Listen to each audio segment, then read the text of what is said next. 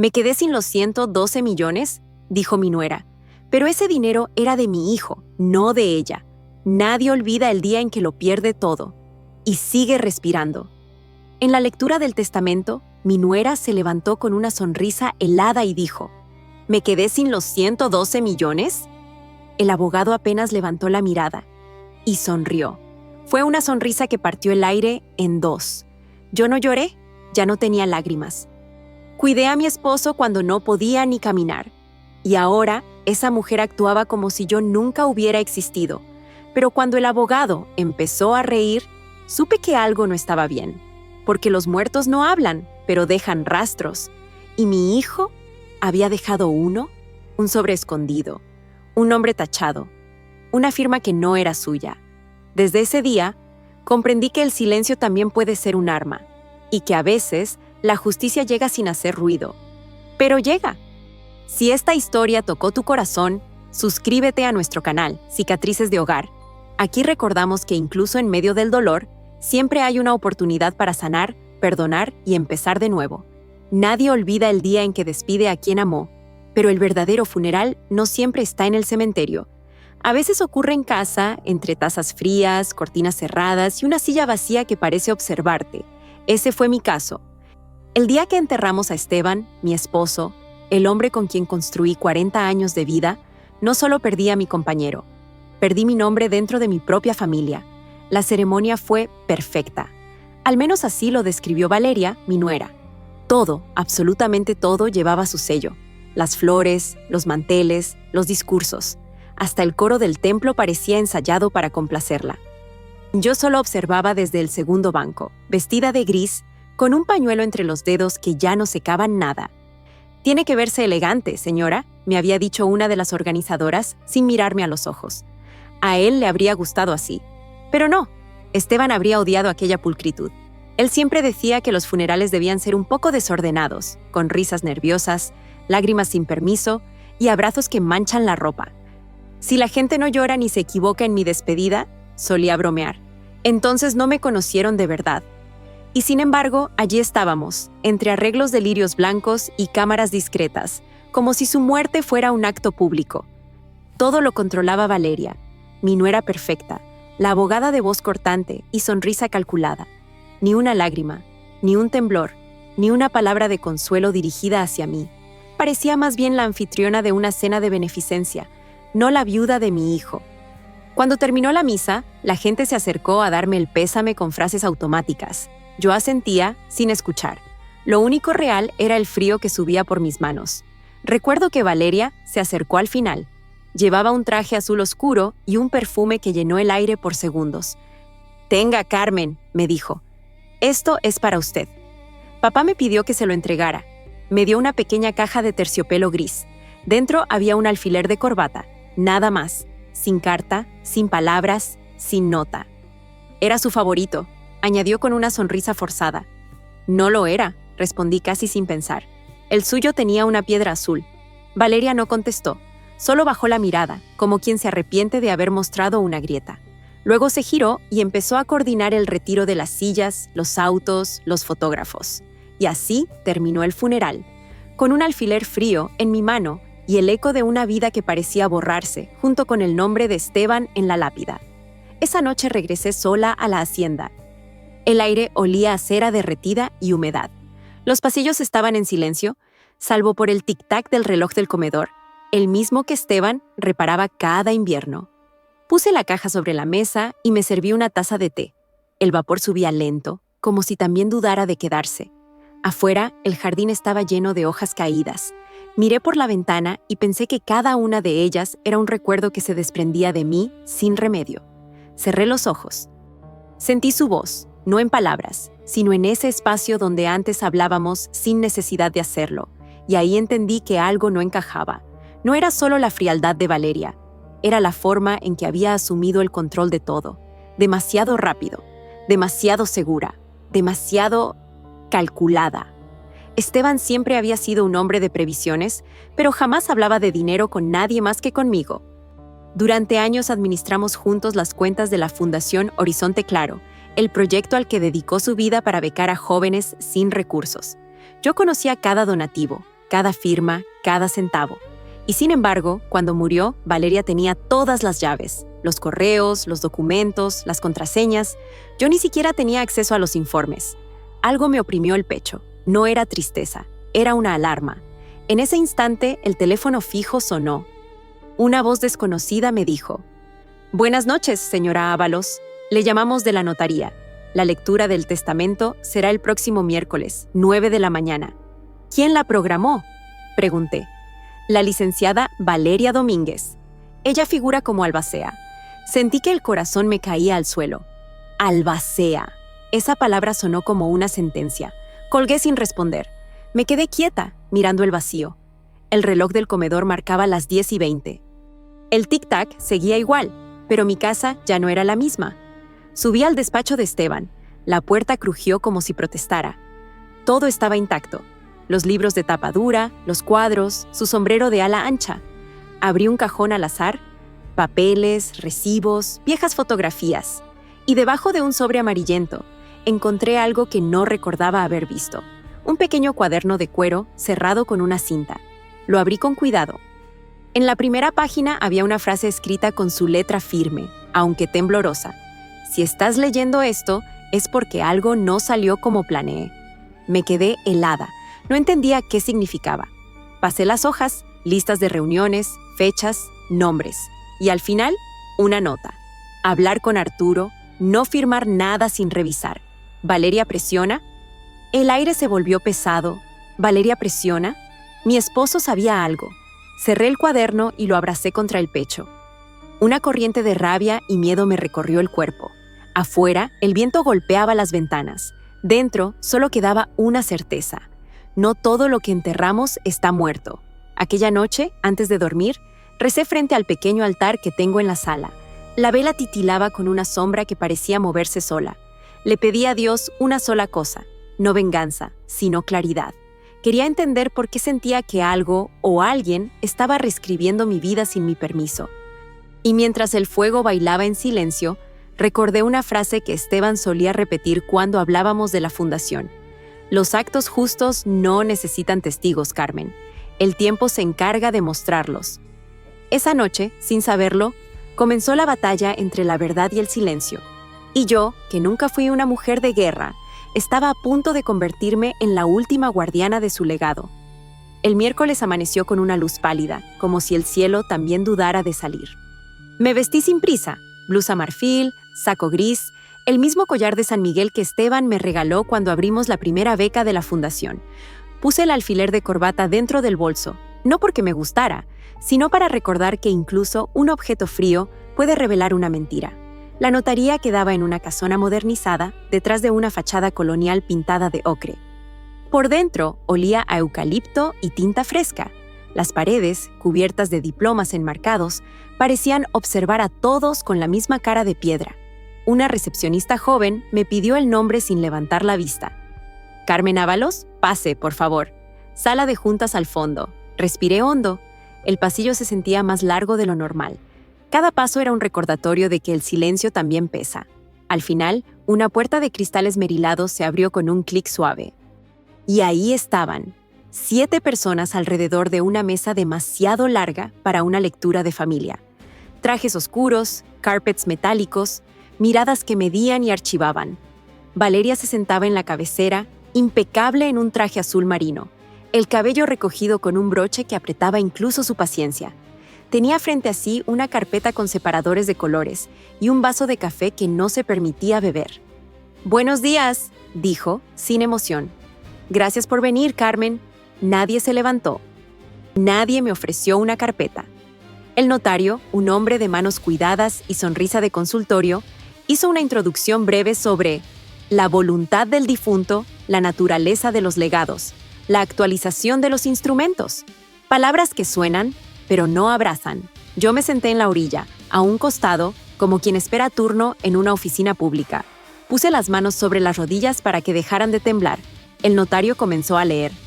Primero, los bienes inmuebles, la hacienda, 2 departamentos en Querétaro, un terreno en las afueras de San Miguel, participaciones en una bodega de vino artesanal y la joya moral de Esteban, la Fundación Horizonte Claro, una institución que con su patrimonio robusto, sus donativos, sus convenios con universidades. Se reconoce a la licenciada Valeria Domínguez como albacea y administradora principal de la estructura patrimonial, anunció el notario sin pausa, nombramiento formalizado 6 meses antes del fallecimiento del señor Ábalos. El aire me pinchó la garganta. 6 meses antes. Justo cuando Esteban ya no podía dormir del dolor. Justo cuando yo le leía en voz baja las cartas de becarios que le daban fuerzas para una noche más. 6 meses antes. Valeria presiona, había escrito en su cuaderno. El notario siguió como quien enumera inventario, cuentas, fideicomisos, acciones, palabras ajenas a la cocina donde Esteban y yo hacíamos cuentas con lápiz y humor. Yo ya no escuchaba la música legal, escuchaba los huecos entre las frases. Entonces Valeria se incorporó con una sonrisa que cortó el aire. «Solo para dejar asentado», dijo, mirando alrededor con falsa modestia. «¿Me quedé sin los 112 millones? Digo, para que no haya malos entendidos». La frase cayó como una moneda sobre mármol. Algunos miraron sus papeles, otros evitaron mi rostro. El notario alzó el párpado y sonrió.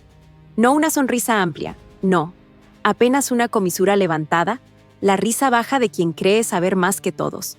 «Quédese tranquila, licenciada», musitó. «Todo está conforme a lo pactado. Conforme a lo pactado». ¿Cuándo y con quién? Tragué en seco. El reloj de pared, silencioso hasta entonces, dejó oír un tic imaginario. «Y respecto a la señora Carmen Ábalos», prosiguió el notario, pasando una hoja, «no existen asignaciones restantes bajo el documento vigente». El mundo no se movió. Solo mis manos, que de pronto ya no me obedecían. Nadie me miró, ni una voz que preguntara si estaba bien. La escena siguió, organizada, limpia, pulcra, la humillación institucional. Recordé el cuaderno. Hablar con Arturo, no firmar nada sin revisar. Valeria presiona. El alfiler, en el bolso, pesó como plomo. ¿Alguna duda?, preguntó Valeria con una amabilidad de vidrio. Yo abrí la boca, pero no salió la pregunta que quemaba. ¿Cómo lograste mover el mundo de Esteban sin que yo lo viera? En cambio, dije, ¿puedo ver el listado de testigos de las firmas? Hubo un segundo de pestañeos coordinados. Valeria retomó la voz. Los documentos están certificados. Todo se hizo conforme a derecho. Preguntó por los nombres, insistí, sin elevar la voz. Me gustaría reconocerlos. El notario ojeó, nervioso. Leyó 2 nombres en voz plana. Nicolás Galván y María Ledesma. No me sonaban. Ni vecinos, ni amigos, ni proveedores cercanos. Nadie de nuestra vida de verdad. ¿Estuvieron presentes en la hacienda?, dije. Esteban solía firmar en casa. La firma se realizó aquí, en Domingo. Intervino alguien al fondo, un asociado con corbata estrecha. El despacho abrió de manera excepcional. Domingo. Excepcional. En Domingo Esteban no salía.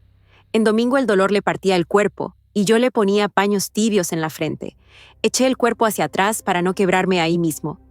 Si no hay más preguntas, cerró Valeria, procedemos a la notificación formal. La fundación requiere continuidad. Hay compromisos con donantes. Continuidad, pensé. Continuidad de un guión que no escribí. Uno a uno, los presentes se pusieron de pie. Se estrecharon manos, recogieron plumas, dijeron frases profesionales. Yo me quedé sentada hasta que el murmullo se apagó. Valeria tardó adrede en empacar su carpeta. Esperaba que yo pidiera algo. No le di ese regalo. «Gracias por venir», dijo, al fin, con una curvatura mínima en los labios. «De nada», respondí. «Nos veremos pronto». Caminé hacia la puerta como quien camina dentro de un sueño. En el pasillo, el aroma de eucalipto parecía más fuerte, casi agresivo. La recepcionista me dedicó una sonrisa de costumbre. Toqué el pomo, y entonces escuché, detrás, el ruido sordo de un legajo que caía. Volté por reflejo. Un joven, el asociado de la corbata estrecha, se agachó a recoger unos papeles. Entre ellos, una hoja quedó a la vista con un sello rojo. No sé por qué mis pies fueron más rápidos que mi prudencia. Si esta historia tocó tu corazón, suscríbete a nuestro canal, Cicatrices de Hogar. Aquí recordamos que incluso en medio del dolor, siempre hay una oportunidad para sanar, perdonar y empezar de nuevo. «Permítame», dije, tomando la hoja para alcanzársela. La mirada del muchacho se tensó. Demasiado. Casi un sobresalto. Fue un segundo apenas, pero el nervio sincero no se equivoca. Antes de entregarla, mis ojos leyeron sin querer. Borrador, fideicomiso, horizonte claro, observaciones internas y debajo, en viñetas, retirar cobeneficiaria, C, Ábalos, propuesta, WebPOT. Firmas testigos externas, CORT, NGML.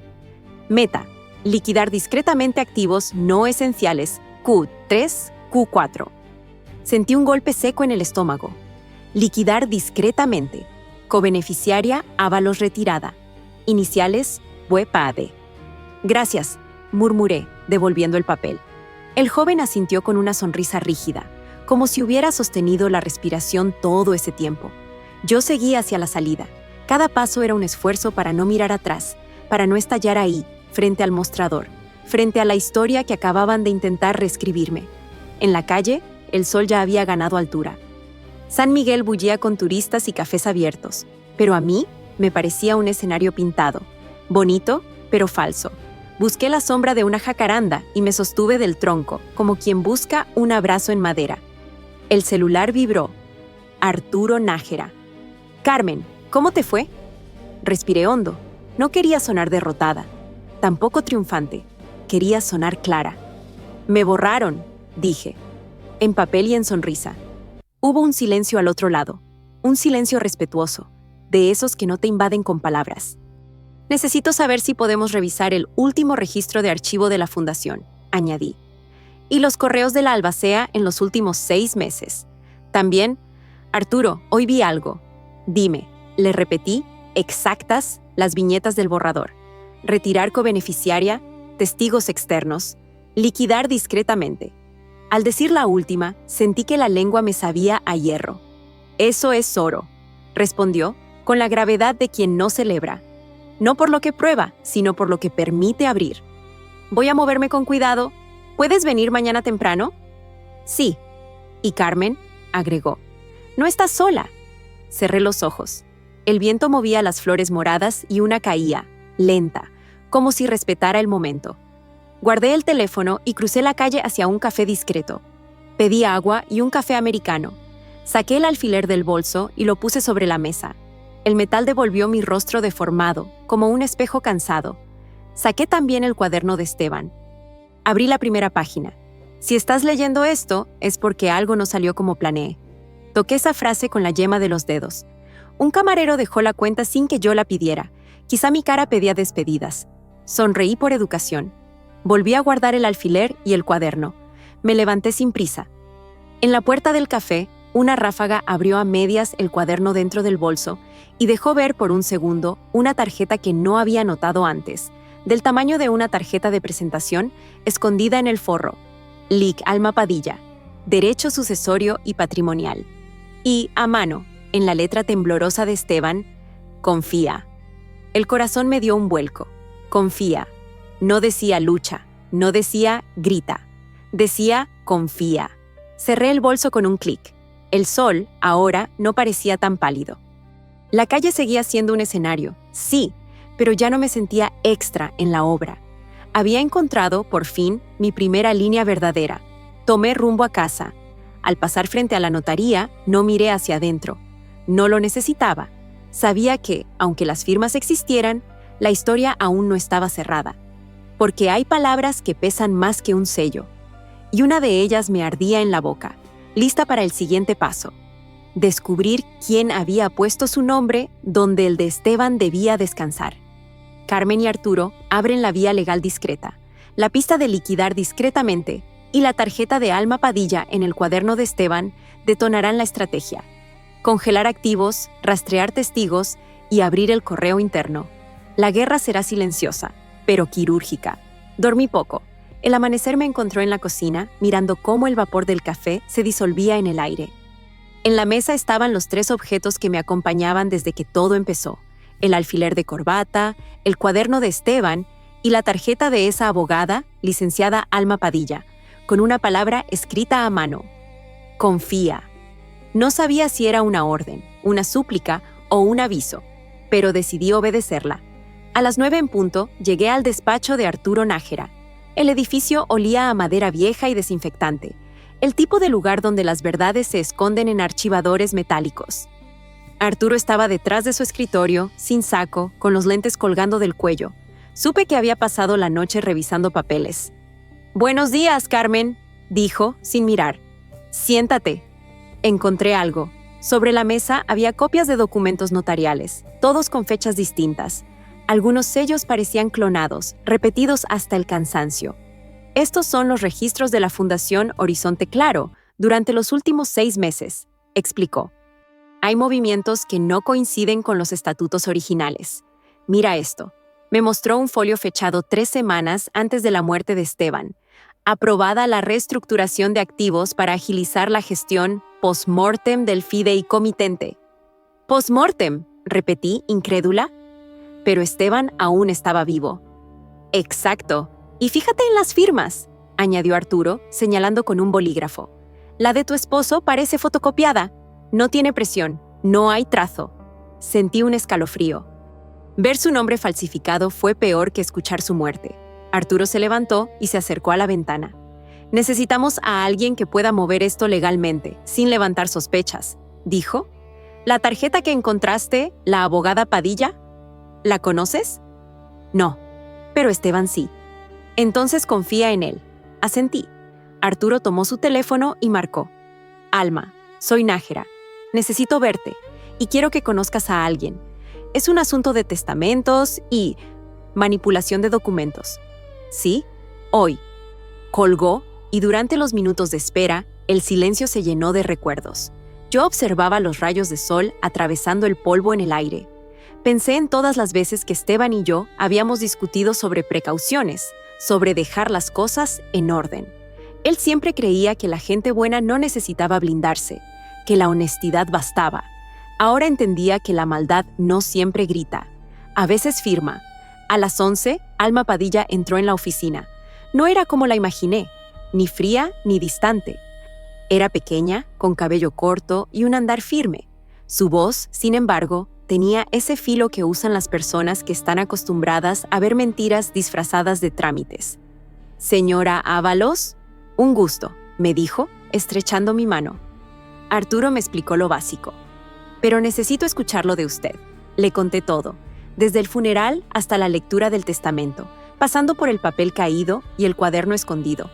Ella no interrumpió, solo hacía pequeñas anotaciones en una libreta de tapas negras. Cuando terminé, levantó la vista. «Hay varios delitos posibles aquí», dijo sin rodeos. «Coacción, falsificación, fraude fiduciario. Pero si los enfrentamos abiertamente, Valeria moverá influencias y recursos antes de que podamos comprobar nada.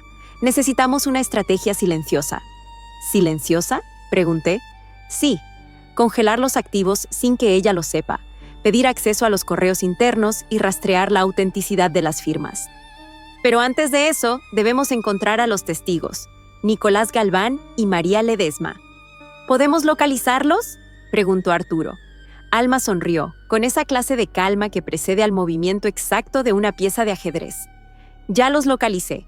Los dos trabajan en una notaría de Celaya que ha estado bajo revisión por irregularidades. Si consigo declaraciones, podremos abrir una investigación sin revelar la fuente». Se acercó a mí despacio. «Carmen, quiero ser franca. Esto no es una guerra rápida. Pero si usted tiene fuerza para resistir el silencio, lo lograremos». La miré. «He resistido funerales en los que nadie pronunció mi nombre. Puedo resistir esto». Ella asintió. «Entonces empezamos hoy». A las 4 de la tarde regresé a la hacienda. El sol caía sobre las bugambilias del patio y el color lila parecía más intenso que nunca. Entré al despacho de Esteban. El cuaderno seguía sobre la mesa, abierto por la mitad. En la página siguiente encontré algo nuevo. Una hoja pegada con cinta, casi oculta. Tenía solo 2 palabras y una cifra. Fondo Aurora, 3.6M. Busqué en los registros mentales. Nunca escuché a Esteban mencionar algo así. Llamé a Arturo. «¿Conoces algo llamado Fondo Aurora?» «No, pero mañana revisaré si aparece en la contabilidad de la fundación. Anota ese dato, puede ser clave». Esa noche, la idea de ese fondo no me dejó dormir. Pensé en los jóvenes becarios, en las donaciones, en las promesas. Si Valeria había tocado ese dinero, no solo había traicionado a la familia, Había robado el futuro de quienes confiaban en nosotros. Encendí una vela frente al altar y observé la llama temblar. No recé por justicia, recé por precisión. A la mañana siguiente, Arturo me llamó antes del amanecer. Carmen, el Fondo Aurora existe. Está registrado como subcuenta de la Fundación, pero los movimientos recientes fueron desviados a una entidad privada. ¿Adivina quién aparece como administradora? Valeria, dije sin pensar. Exacto.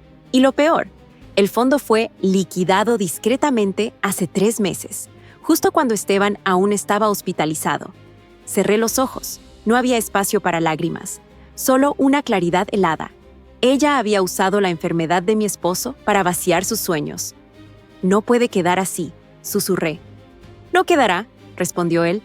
Alma va a presentar una solicitud de preservación de activos. Si el juez la acepta, Valeria no podrá mover un peso más. ¿Y si lo descubre? Entonces sabremos de qué es capaz. Colgué y salí al patio. El aire de la mañana era limpio, casi cruel. El sol tocaba las hojas mojadas y todo parecía hermoso. Demasiado hermoso para lo que estaba ocurriendo. Entré al despacho una vez más. Saqué una hoja y escribí con letra firme. Si algún día leen esto, recuerden. La verdad no se grita, se demuestra. La doblé y la guardé dentro del cuaderno de Esteban, entre las notas del Fondo Aurora. Luego, me senté frente a la ventana. La primera batalla había comenzado. Y no era en tribunales ni en noticieros. Era en la calma de una casa donde el silencio se había vuelto mi mejor aliado. Porque a veces, la justicia no llega con ruido. Llega con un suspiro que dice, «Ya basta». El viento esa mañana traía olor a tierra húmeda y a promesa. Habían pasado 3 días desde que descubrimos el Fondo Aurora, y la vida cotidiana parecía una máscara. Los vecinos me saludaban desde la vereda sin saber que mi mundo estaba hecho de carpetas y sospechas. El desayuno ya no sabía igual, el té tampoco. El silencio de la hacienda se había convertido en mi único cómplice. A las 10 llegó Alma Padilla, puntual como un reloj. Traía un portafolio negro y un café que no llegó a probar. Se sentó frente a mí en el comedor, donde aún colgaban los retratos de Esteban y de los primeros becarios de la fundación.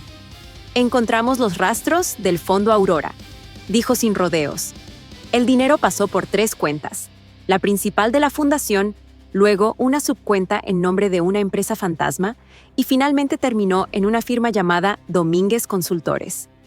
¿El apellido?, pregunté, aunque la respuesta ya me ardía en la boca. Sí, confirmó Alma, todo apunta a Valeria. Pero eso no es lo más importante. Me miró con una expresión que no supe leer. Necesito que conozca a alguien. Entró una mujer joven, de cabello castaño y mirada temblorosa. Tenía las manos entrelazadas, como si temiera romper algo invisible. Ella es Sofía Méndez, dijo Alma. Trabajó como asistente de Valeria hasta hace un mes. La muchacha me saludó apenas con un gesto. Su voz salió baja, casi un suspiro. Señora Ábalos, yo no sé si hago bien en hablar, pero no puedo seguir guardando esto. Le hice un gesto para que se sentara. Ella respiró hondo. Yo estaba en la notaría el día que se firmó el Nuevo Testamento. Era domingo, y Valeria dijo que el señor Esteban no podía venir por motivos de salud. Tenía prisa.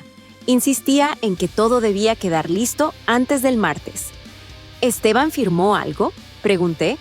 No, señora, no lo vi. Pero Valeria me pidió que atestiguara la firma, aunque el documento ya estaba firmado cuando llegué. Un silencio pesado cayó sobre la mesa. Sofía sacó de su bolso un cuaderno de tapas azules. Apunté la fecha y la hora. No sé por qué lo hice, pero algo me pareció mal. Mire. Me mostró una hoja con su letra. Domingo, 8:45 p.m. Firma sin el señor presente. Urgente. Mis dedos rozaron la página como si tocara una reliquia. La prueba que Esteban había intentado dejarme ahora tenía voz y nombre. Alma tomó una foto del registro con su teléfono. Con esto podemos solicitar una auditoría y una declaración bajo reserva, dijo. Nadie sabrá de dónde viene la información. Sofía la interrumpió. Licenciada, hay algo más. Sus ojos se humedecieron. Semanas antes de que el señor Esteban muriera, escuché una llamada entre Valeria y alguien del despacho. Dijo algo como, los activos deben liquidarse en silencio. No quiero cabos sueltos ni sentimentalismos. ¿Estás segura de haber escuchado eso?, preguntó Alma. Segurísima. Me costaba respirar. Valeria había usado la palabra silencio para borrar una vida. Y ahora ese silencio iba a ser la cuerda con la que se enredaría. Sofía bajó la mirada. Yo no quiero problemas, señora. Solo quiero que se sepa la verdad. Le tomé la mano. A veces la verdad solo necesita un susurro para empezar a hablar. Gracias, hija. Ella sonrió. Por primera vez. Esa tarde, Alma y yo revisamos los registros de la fundación. Cada carpeta tenía el olor del polvo y de la traición. En el archivo del año anterior encontramos la firma original de Esteban, en tinta azul. Compararla con la versión digitalizada del Nuevo Testamento fue como ver dos hombres distintos. El trazo genuino tenía alma. El otro, solo imitación. Alma llamó a un perito de confianza. En cuanto obtengamos los resultados, ¿podremos abrir una solicitud de preservación judicial?, dijo. ¿Y Valeria? Seguirá sonriendo en público, pero ya no podrá mover ni un centavo. Su seguridad me dio fuerza. Mientras ella revisaba los papeles, fui hasta la cocina. El atardecer caía sobre las colinas de Guanajuato, tiñendo el cielo de naranja y cobre. Encendí la radio y por un instante escuché la voz de un locutor hablando sobre corrupción en fundaciones privadas. La coincidencia me arrancó una sonrisa amarga. ¿Sabe qué es lo más triste, Alma?, le pregunté desde la puerta. Que Esteban creía que el bien siempre se protegía solo.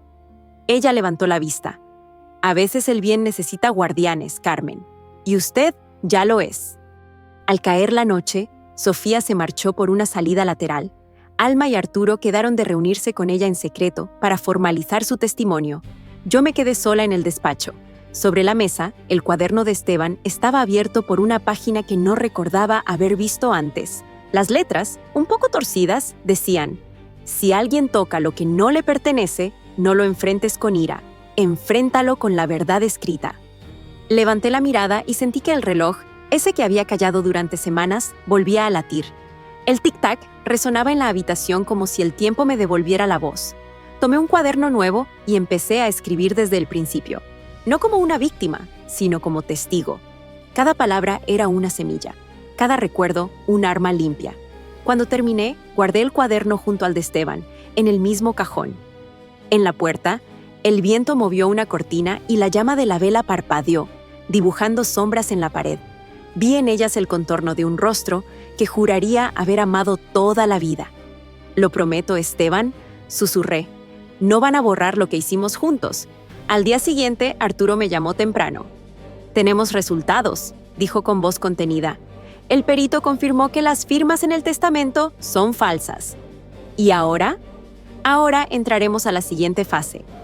Valeria no lo sabe aún, pero el juzgado ya emitió una orden temporal para congelar sus movimientos financieros. Apoyé la frente en la ventana. Afuera, el sol nacía entre nubes color ceniza. Por primera vez en mucho tiempo, no sentí miedo. El juego había cambiado. Y por más que Valeria intentara seguir escribiendo su versión de la historia, la mía ya estaba viva. Escrita con tinta, con memoria y con ese tipo de silencio que no calla, el que espera el momento exacto para hablar. La noticia del congelamiento de activos se esparció más rápido de lo que Alma esperaba. No pasaron ni 48 horas antes de que el teléfono de la Hacienda sonara con una voz que reconocí sin esfuerzo. «Carmen, ¿qué hiciste?». Era Valeria, pero su tono ya no era el de una mujer en control. Era el de una persona que veía su mundo desmoronarse y no sabía a quién culpar primero. «Yo no hice nada, Valeria», respondí, manteniendo la voz serena. Tal vez solo la verdad empezó a hablar. Hubo un silencio corto, seguido de una respiración entrecortada. «Sabes perfectamente lo que esto significa. Estás destruyendo el legado de Esteban». El legado de Esteban ya estaba destruido cuando alguien decidió falsificar su firma. Cortó sin decir adiós. Me quedé con el teléfono en la mano, el corazón latiendo lento, pesado. No sentí miedo. Sentí claridad. 2 días después, Valeria convocó a una conferencia privada en la sede de la Fundación Horizonte Claro. En teoría, era para aclarar rumores malintencionados sobre el manejo de los fondos. En realidad, era un espectáculo. Arturo insistió en que no fuera. Alma, en cambio, me miró con esa calma que ya era su marca personal. «Ve», me dijo, pero no como acusadora. Ve como quien observa cómo se quema un teatro que ya no le pertenece. La seguí. El salón principal estaba lleno de periodistas, cámaras y antiguos benefactores. Al fondo, una pantalla mostraba fotos de Esteban y frases inspiradoras sobre ética y compromiso social. El contraste era casi cruel. Valeria subió al estrado, impecable como siempre, traje blanco, sonrisa ensayada, mirada fría. La fundación sigue firme, dijo. Lamentamos que ciertos individuos estén intentando empañar el trabajo de años con acusaciones sin fundamento. La palabra individuos resonó como una bala dirigida. Yo estaba en la tercera fila, entre dos mujeres mayores que murmuraban sobre los becarios. La voz de Valeria sonaba como un hilo de acero. Cada palabra buscaba invalidar mi existencia sin mencionarme. Los documentos están en regla, las auditorías confirmarán que todo se hizo conforme a derecho. Un murmullo de aprobación recorrió la sala. Entonces, sin levantar la voz, pregunté, ¿también conforme a conciencia? El murmullo se detuvo. Valeria parpadeó. El sonido de los flashes aumentó. Disculpe, señora Ábalos, dijo el moderador. No habrá preguntas en esta parte. No hice una pregunta, repliqué. Hice un recordatorio. Valeria sonrió. No la sonrisa de siempre, sino una más delgada, rota. La conciencia es subjetiva, Carmen. No para quien duerme con la verdad, respondí. Un periodista alcanzó a grabar esa frase. Al día siguiente, sería el titular de varios portales locales. Esa noche, la fachada pública de Valeria Domínguez empezó a agrietarse. Los donadores suspendieron aportes. 2 miembros del consejo renunciaron. Y lo más importante, uno de los testigos falsos, Nicolás Galván, se presentó voluntariamente en el despacho de Alma. Su testimonio fue breve pero devastador. Había firmado los documentos sin conocer a Esteban, por orden directa de Valeria, bajo el pretexto de una firma de respaldo administrativo. Le pagaron en efectivo, y aún guardaba los mensajes de WhatsApp con las instrucciones. Alma imprimió las capturas y las adjuntó a la denuncia principal. Esa noche, cuando me las mostró, tuve que apoyarme en el borde del escritorio. Esto la hunde, dije en voz baja. Esto la desenmascara, corrigió Alma. Hundirse es opcional. Ella puede aún admitirlo, o puede fingir hasta el final. A las pocas horas, llegó una carta sellada. El remitente, Valeria Domínguez, escrita a mano, sin membrete. No sé cómo lograste esto, pero te advierto, el silencio también puede romperse. No todo lo que Esteban te dijo era cierto. Si sigues, saldrán cosas que ni tú querrás escuchar. Leí la carta 3 veces. No me asustó, me intrigó. ¿Qué podría inventar ahora? ¿Qué cosas podrían cambiar el hecho de que falsificó su nombre y vació una fundación? Llamé a Arturo. ¿Crees que de verdad tenga algo? Pregunté. No lo sé. Pero si lo tuviera, ya lo habría usado. Esto es puro teatro. Y tenía razón. El miedo era su última herramienta. Días después, el juzgado aprobó formalmente la investigación penal por fraude fiduciario y manipulación documental. La notaría implicada cerró temporalmente. El apellido Domínguez ya no sonaba a respeto, sonaba a escándalo. Aún así, Valeria no se rindió. Intentó visitarme una tarde. Llegó sin anunciarse, en un auto negro, con gafas oscuras. La encontré en el jardín, parada frente al árbol de jacaranda. Sus zapatos se hundían ligeramente en la tierra húmeda. ¿Qué haces aquí?, le pregunté. Vine a entender qué ganaste. No gané nada. Solo dejé de perder. Su mandíbula se tensó. No entiendes, Carmen. Esteban me eligió a mí porque tú no estabas preparada. ¿Preparada para qué? Para administrar su legado, para moverlo más allá de tu moral provinciana. Reí, no de burla, sino de cansancio. No necesitaba a alguien preparada, Valeria. Necesitaba a alguien leal. Ella dio un paso al frente. Tú lo adorabas, pero él confiaba en mí. ¿Y por eso firmó un borrador en el que te advertía?, respondí, sacando una copia del documento de su puño y letra. Valeria presiona, no firmar nada sin revisar. Por un instante, vi miedo real en sus ojos. Solo un segundo, pero fue suficiente. Se dio media vuelta, subió al auto y se fue sin decir nada más. El ruido del motor se perdió entre los árboles, y el silencio volvió, denso, honesto, como si la casa respirara aliviada. Esa noche llamé a Alma. Ya vino. ¿Y qué dijo? Nada que no confirme su culpa, pero insinuó que había cosas que no sabía de Esteban. Hubo una pausa del otro lado de la línea. Eso podría ser una distracción, dijo Alma, pero también podría ser cierto. Cerré los ojos. Recordé las madrugadas en que Esteban me pedía no revisar ciertos correos, para no preocuparme. Recordé su mirada cansada, su silencio protector. ¿Había algo que yo no sabía? Alma continuó. Déjame revisar los archivos del fideicomiso. Si hay algo oculto, lo encontraremos. Pero Carmen, no dejes que la duda te robe lo que ganaste. No lo haré, pero quiero saber todo, aunque duela. Esa noche llovió. El agua golpeaba los ventanales con fuerza, como si el cielo también quisiera limpiar los papeles manchados de esa historia. Me senté junto al retrato de Esteban y le hablé como solía hacerlo en vida. Dicen que el silencio también puede romperse. Y por primera vez sentí que él me respondía, no con palabras, sino con una calma profunda que llenó la habitación. Porque el silencio no siempre es vacío. A veces es el eco de quien ya dijo la verdad, y solo espera que la escuchen. El amanecer llegó gris, con un viento que olía a papel viejo. No dormí. Pasé la noche releyendo la carta de Valeria, preguntándome qué había querido decir con esas palabras. No todo lo que Esteban te dijo era cierto. La frase se me clavó como una espina invisible. A las 7, Alma me llamó. «Carmen, ven al despacho. Encontramos algo en los archivos del fideicomiso». Su tono era diferente. No era la voz firme de siempre. Había algo de duda, tal vez de respeto por lo que estaba a punto de mostrarme. La oficina olía a humedad y café recalentado. En el escritorio, Alma había desplegado varias carpetas de color beige, marcadas con etiquetas de los años anteriores a la enfermedad de Esteban. Estos documentos estaban en un subdirectorio cifrado, explicó. No aparecían en las copias públicas ni en los reportes financieros. Entre ellas había una carpeta sin nombre, cerrada con un hilo rojo. Alma me la entregó con cuidado, como si sostuviera una reliquia. ¿Era privada?, dijo. Solo él tenía acceso. La abrí. Dentro había una hoja escrita a mano, fechada 1 año antes de su muerte. El encabezado me heló la sangre. Plan de protección. Proyecto Aurora. Reconocí su letra. Temblorosa, pero suya.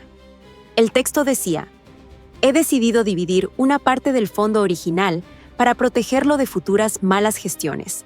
No puedo confiar en los actuales administradores, ni siquiera en quienes dicen actuar por amor. Si algo me sucede, solo Alma Padilla podrá revelar la ubicación y el propósito del proyecto. Carmen no debe saberlo hasta que sea seguro. Su pureza la vuelve vulnerable. Lo hago por ella. Sentí que el aire se me escapaba del pecho. ¿Por mí?, susurré. Alma sintió despacio. Esteban creó una segunda estructura legal, un fideicomiso oculto bajo el nombre Aurora. Nunca fue robado, Carmen. Él mismo lo movió. Las lágrimas me nublaron la vista. Durante meses había pensado que me habían quitado todo, que incluso su memoria me había traicionado, y en realidad me había estado protegiendo. ¿Entonces Valeria nunca tuvo el control del fondo? No. Ella vació las cuentas visibles, pero el verdadero dinero y el propósito moral del proyecto estaba oculto bajo ese fideicomiso. ¿Y cuál era el propósito? Alma sonrió por primera vez desde que la conocía. Mira esto. Me mostró una carpeta azul más pequeña. Dentro había copias de correos y recibos con encabezados de escuelas rurales. Becas Aurora. Programa piloto para jóvenes sin acceso a educación superior en comunidades de Guanajuato y Michoacán. Las fechas eran recientes. Incluso después de su muerte, las transferencias seguían ejecutándose automáticamente. Esteban había dejado sembrado un legado secreto, lejos de los reflectores, lejos de Valeria, lejos del poder. Me quedé mirando los papeles durante minutos, incapaz de hablar. No era solo dinero, era redención. Esteban había confiado en Alma, la misma abogada que luego me ayudó, para esconder lo más sagrado, su fe en la educación y en mí. Él planeó todo, dije, apenas con voz. Sí, pero no pudo decírtelo. Sabía que si lo sabías, te lo quitarían. El peso de la soledad de Esteban cayó sobre mí. Había muerto cargando un secreto que no era culpa, sino amor disfrazado de precaución. Me cubrí el rostro con las manos. Alma se acercó, tocó mi hombro. «Carmen, a veces los hombres que más callan son los que más aman». Al mediodía, salimos del despacho para registrar oficialmente los documentos del proyecto Aurora. Arturo nos esperaba con una sonrisa breve. El juez aceptó el peritaje de las firmas falsas. Anunció: Valeria enfrentará cargos por fraude y falsificación. Pero lo mejor es esto. La existencia del proyecto Aurora deja claro que Esteban jamás confió en ella. Respiré profundo. Por primera vez en meses, el aire me supo a libertad. Quiero que Aurora siga, dije, pero sin mi nombre. Solo el de él y el de los jóvenes. Alma asintió. Así será. Esa tarde regresé a la hacienda. El cielo estaba limpio, como si la tormenta de los últimos meses hubiera lavado el alma de la casa. Entré al despacho de Esteban y abrí las ventanas. El olor a madera y tinta volvió a llenar el espacio. En el escritorio, el cuaderno seguía ahí. Lo abrí una vez más. Entre las páginas encontré un sobre doblado. Tenía escrito: si llegas aquí, significa que todo salió bien. Dentro, una sola hoja. No pude protegerte del dolor, pero sí de los buitres. Si algún día dudas de mí, recuerda que el amor no siempre se demuestra hablando. A veces se demuestra callando. Apreté el papel contra el pecho. El silencio se llenó de él. Y entendí, al fin, que su herencia no era solo dinero ni justicia. Era confianza. Era la enseñanza de que el silencio, usado con propósito, puede ser la voz más fuerte del amor. Esa noche me senté en el jardín con una vela encendida. Miré hacia el cielo de San Miguel y sentí una calma que no había sentido desde su partida. El viento movió las flores de jacaranda, dejando caer una sobre mi mano. Era lila, suave, viva. La guardé dentro del cuaderno, entre sus palabras. Y por primera vez no sentí rabia ni vacío, solo gratitud. Esteban no me había dejado sola, solo me había dejado tiempo para entender. El día del juicio llegó con un cielo limpio, sin una sola nube. Las campanas de San Miguel sonaban a distancia, y el eco rebotaba en los tejados como si el pueblo entero respirara en calma. Yo caminé despacio hacia el tribunal, con el mismo abrigo azul que usé en el funeral de Esteban. No por coincidencia, era el color que él decía que me hacía parecer fuerte. En la entrada me esperaban Alma y Arturo, discretos, vestidos de tonos neutros. Ninguno habló. A veces las palabras sobran cuando la justicia está a punto de pronunciarse. Dentro, la sala estaba llena. Periodistas, curiosos y los mismos rostros que antes me habían evitado la mirada. Valeria estaba sentada frente al juez, más pálida que nunca, sin joyas, sin maquillaje, sin el brillo de los días de poder. Solo el reflejo de quien se quedó sin narrativa. El juez repasó los documentos, el peritaje de las firmas falsificadas, los mensajes con las instrucciones para testigos y las pruebas del desvío de fondos. Pero también, gracias a Alma, el hallazgo del proyecto Aurora, con todos los registros de las becas activas y los pagos legítimos firmados por Esteban. El contraste era devastador. Una historia de corrupción frente a otra de amor silencioso. La evidencia es irrefutable, dijo el juez. La señora Valeria Domínguez es responsable de falsificación de documentos, fraude fiduciario y manipulación de fondos de beneficencia. Un murmullo recorrió la sala. Valeria apretó los puños. Yo no sonreí. La justicia no se celebra, solo se agradece.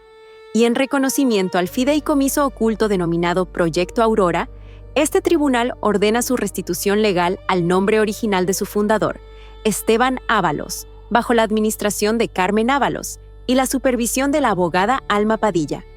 El golpe del mazo fue seco, definitivo. Todo lo demás se volvió silencio. Salimos a la calle. El aire olía a jacaranda y café. Arturo me abrazó sin palabras. Alma me entregó una copia del fallo. «Ya está hecho», dijo. «Pero el verdadero trabajo empieza ahora». Asentí. Tenía razón. La justicia no termina con una sentencia. Comienza con lo que hacemos después. Pasaron semanas. El nombre de Valeria desapareció de los titulares. La fundación, ahora con su estructura limpia, retomó sus becas. Cada mañana llegaban cartas de estudiantes, jóvenes de comunidades rurales que recibían la noticia de su beca Aurora. Una de esas cartas me hizo llorar. Era de una muchacha de Pátzcuaro. «Gracias por creer en nosotros, aunque nunca nos hayan visto. Prometo ser la voz de quien no la tiene». Esa frase me recordó a mí misma, a la mujer que un día fue borrada del testamento y hoy escribía su propio legado. Un mes después, inauguramos un pequeño centro educativo en las afueras de San Miguel. No tenía mármol ni placas doradas, solo un muro azul con letras blancas que decían Centro Comunitario Aurora, por los que aún creen en el silencio que construye. Los primeros jóvenes cruzaron la puerta con mochilas nuevas y risas nerviosas. Entre ellos, una niña de 12 años se me acercó y me entregó una flor de jacaranda. «Mi mamá dice que usted es la señora del silencio», me dijo. Sonreí. «Y tú eres la voz que viene después». Esa noche volví a la hacienda. Encendí una vela frente al retrato de Esteban. El viento movía las cortinas igual que el primer día en que lo perdí. Saqué su última carta del cajón y la leí en voz alta. «Si alguna vez dudan de mí, que el tiempo los absuelva. La verdad no necesita ruido, solo paciencia». Cerré el cuaderno. Tomé el alfiler de corbata y lo dejé sobre el escritorio, junto al cuaderno donde él escribió sus dudas y yo mis certezas. El silencio volvió a llenar la habitación, pero esta vez era distinto. Ya no era ausencia, era presencia, el eco de dos vidas que se encontraron entre la verdad y la fe. Meses después, durante la primera ceremonia oficial del proyecto Aurora, me pidieron decir unas palabras. Respiré hondo, miré al público, jóvenes, madres, maestros, y hablé sin papeles. Hace un año pensé que lo había perdido todo, que el amor, la confianza y el legado de mi esposo habían sido borrados. Pero aprendí que hay batallas que se ganan sin gritar, verdades que se escriben sin tinta, y amores que siguen protegiéndonos desde el silencio. Porque al final, el silencio también puede ser un arma, y cuando se usa para defender lo justo, nunca falla. Un aplauso suave recorrió el lugar, no de celebración, sino de comprensión, de esos que nacen del alma. Esa noche regresé al jardín de la hacienda. El cielo de Guanajuato estaba despejado, lleno de estrellas. Entre las ramas de la jacaranda, el viento sonaba como una respiración tranquila. Y entendí, al fin, que no había ganado una guerra. Había recuperado una historia. Una historia escrita con amor, silencio y verdad. Días después, Alma me envió un sobre con la inscripción «Cierre de expediente». Dentro solo había una nota. Caso resuelto. Proyecto Aurora activo. Y una mujer por fin escuchada. Guardé esa nota entre las páginas del cuaderno azul. Lo cerré, apagué la vela y miré hacia la ventana. El reflejo me devolvió una sonrisa nueva, la de alguien que había sido borrada y volvió a escribirse. El viento trajo consigo una flor morada. Cayó sobre el escritorio. La toqué y supe que, de algún modo, Esteban seguía allí. Y por primera vez dije en voz alta: «Descansa, mi amor». El silencio hizo su trabajo. Si esta historia tocó tu corazón, suscríbete a nuestro canal, Cicatrices de Hogar. Aquí recordamos que incluso en medio del dolor, siempre hay una oportunidad para sanar, perdonar y empezar de nuevo.